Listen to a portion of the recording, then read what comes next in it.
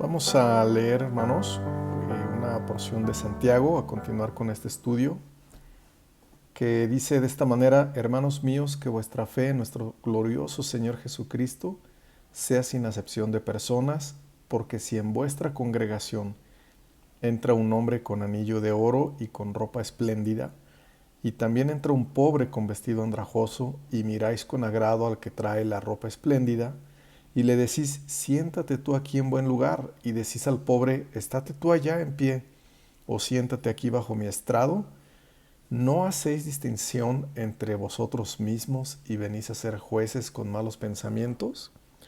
Esto está en Santiago capítulo 2, versículos 1 al 4. Notemos entonces que Santiago le llama al comportamiento de la iglesia vuestra fe.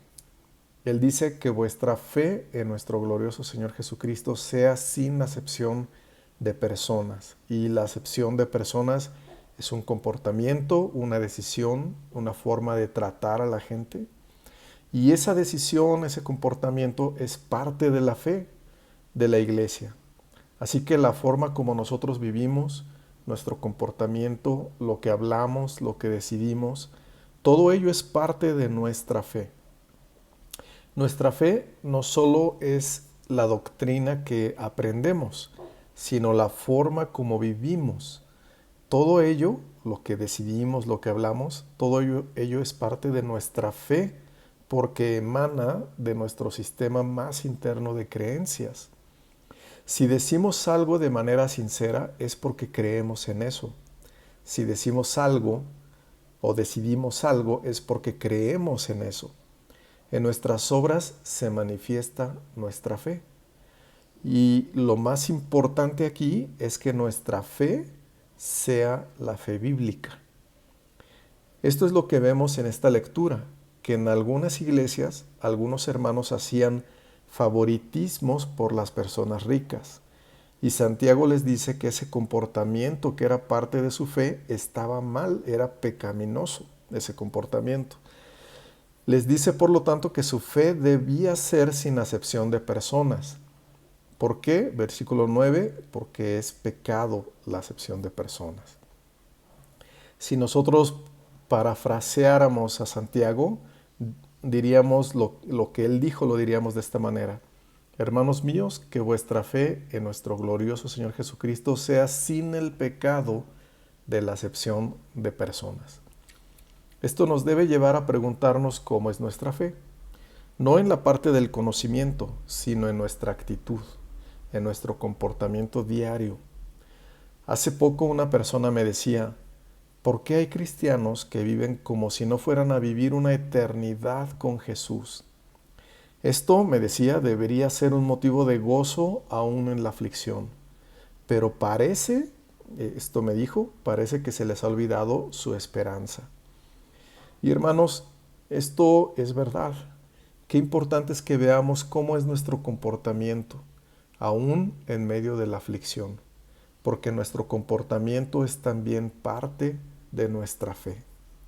Santiago expone entonces que la iglesia vivía en pecado. Incluso en el mismo momento de celebrar un culto para Dios, en ese momento cuando la iglesia se congregaba para apartar o para consagrar un momento para alabar a Dios, para orar, para ministrar, en ese mismo momento la iglesia cometía pecado, el pecado de la acepción de personas.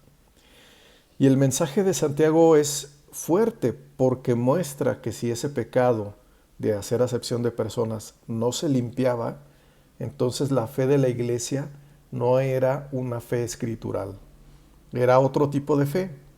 Y por lo tanto ellos no eran salvos si tenían una fe distinta a la escritural. Por esto Santiago llega a decir, pero si hacéis acepción de personas, cometéis pecado y quedáis convictos por la ley como transgresores. Lo que vemos en estos textos es que todo aquel que tiene la fe bíblica verdadera, la fe que salva, se limpia continuamente del pecado.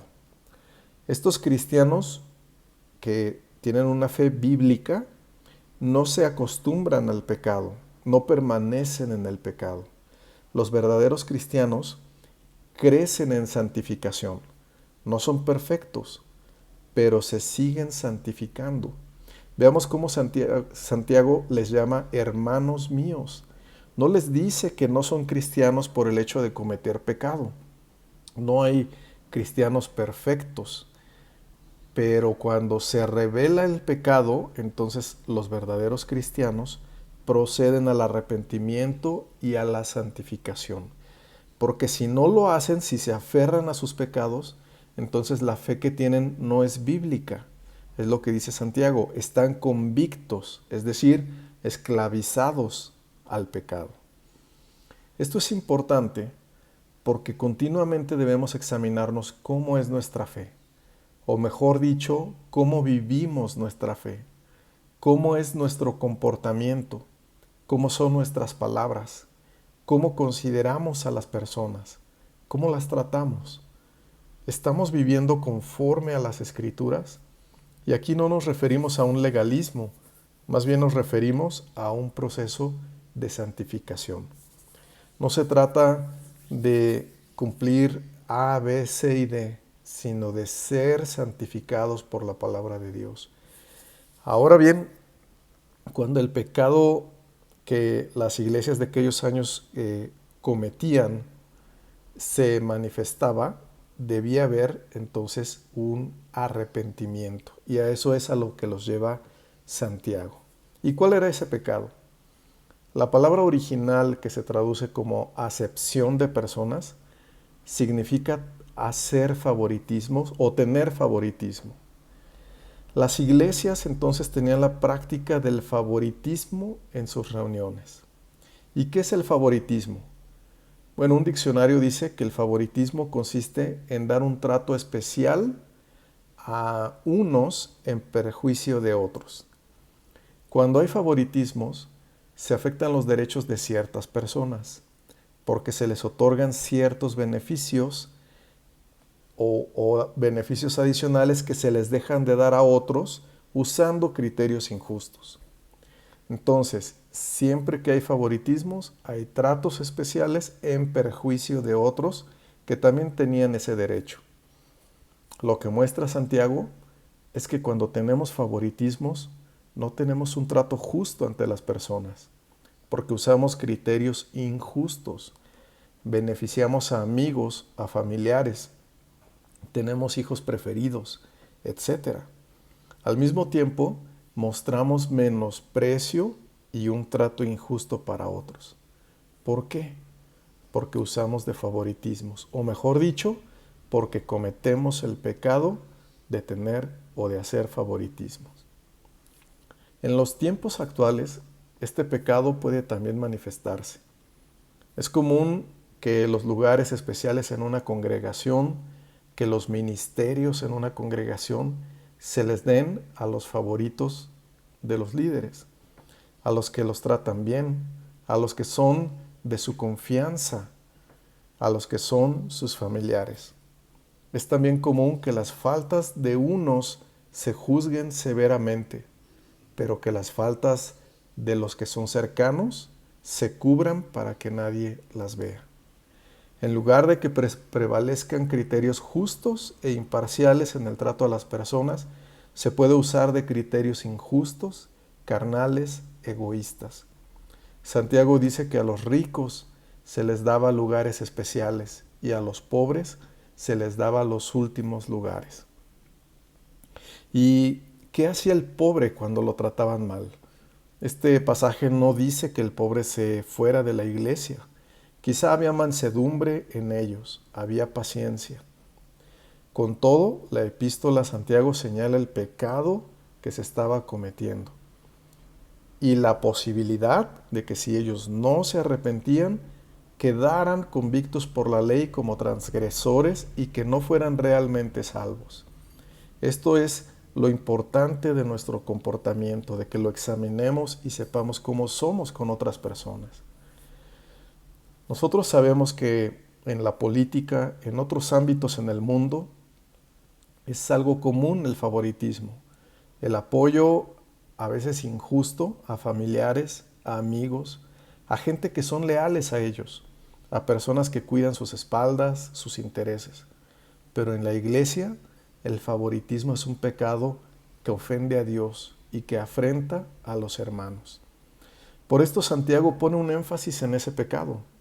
Si alguien quería minimizar el pecado del favoritismo, Santiago no se lo permite y ahonda aún más profundo, mostrando una realidad, que cualquier pecado que cometemos normalmente conlleva 2 o 3 o varios pecados. Cada pecado implica la coexistencia de varios pecados al mismo tiempo. Vamos a ver lo que dijo Santiago, particularmente sobre el pecado del favoritismo. Mostró que había otros 3 pecados dentro de él. Por ejemplo, el primer pecado, que incluía el pecado del favoritismo. Santiago dice que ese pecado es tomar el lugar de jueces con malos pensamientos. ¿Por qué? Porque quienes hacían acepción de personas dividían a las personas con su trato preferencial. ¿Con base en qué? En malos pensamientos. No con pensamientos justos, sino injustos. En segundo lugar, o el segundo pecado que está dentro del pecado del favoritismo, es que se ofende o se afrenta a los hermanos. ¿Por qué? Porque con el favoritismo se les priva de un trato justo a todos. En una congregación donde los lugares especiales se dan por favoritismos, la gente nota que hay injusticias. Aquellos que tenían igual derecho de ocupar un lugar perciben el trato injusto cuando se les asignan a otros por criterios injustos. En tercer lugar, o el tercer pecado que se comete junto con el pecado del favoritismo, dice Santiago, que se viola la ley real. Esto es, el mandamiento de amar al prójimo como a uno mismo. Esto aclara que el favoritismo nunca se ejerce por un amor verdadero, sino al contrario, por una conveniencia carnal y egoísta. Podemos ver que cada pecado entonces conlleva 3 o 4 pecados más al mismo tiempo.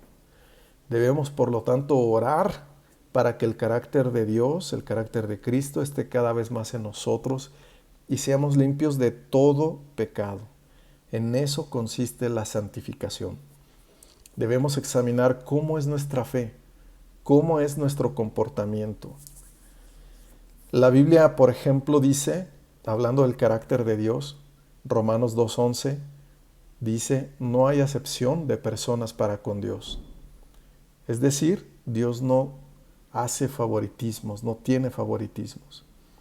Efesios 6:9 dice, y vosotros, amos, haced con ellos, es decir, con los siervos, haced lo mismo, dejando las amenazas, sabiendo que el Señor de ellos y vuestro está en los cielos y que para Él no hay acepción de personas. No hay acepción de personas. Esto nos muestra cómo es el carácter de Cristo. Colosenses 3:25 dice, mas el que hace injusticia recibirá la injusticia que hiciere, porque no hay acepción de personas para con Dios. Así que Colosenses 3:25 nos muestra nuevamente cómo es el carácter de Dios. En Él no hay acepción de personas. Así que en Dios no hay favoritismos, no hay consentidos, porque no hay acepción de personas para Él. Esto debe llevar a preguntarnos, ¿cómo es que se asignan los lugares, los ministerios en una iglesia? ¿Cómo se asignan los lugares en un evento cristiano? ¿A quién voy a evangelizar? ¿Rechazo a alguien en mi vida? ¿Hago distinción entre mis hijos, entre personas? ¿Estoy violando la ley real, que es el mandamiento de amar a mi prójimo como a mí mismo? ¿Busco mi propia conveniencia o realmente quiero ser bendición para las personas? ¿Busco mi propio provecho o en verdad busco tener el carácter de Cristo? El carácter de Cristo es sin acepción de personas, pero también su carácter es un carácter sacrificial. Él se dio a sí mismo por todos nosotros. Oremos entonces, hermanos, que nuestra fe, que nuestro comportamiento sean bíblicos. Pidámosle a Dios que nos dé más de su carácter, que seamos limpiados, que seamos ayudados.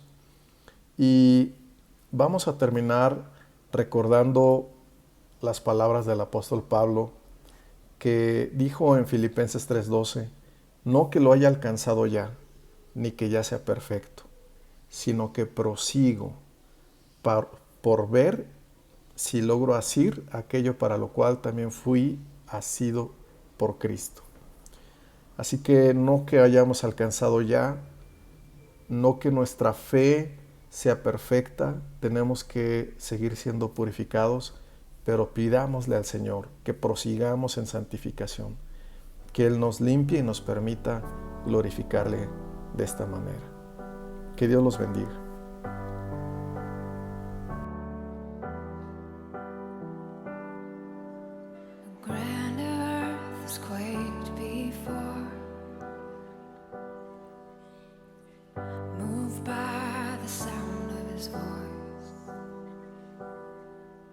And seas that are shaken and stirred can be calmed and broken for my regard. And through it all, my eyes are on you. And through it all, it is well. And through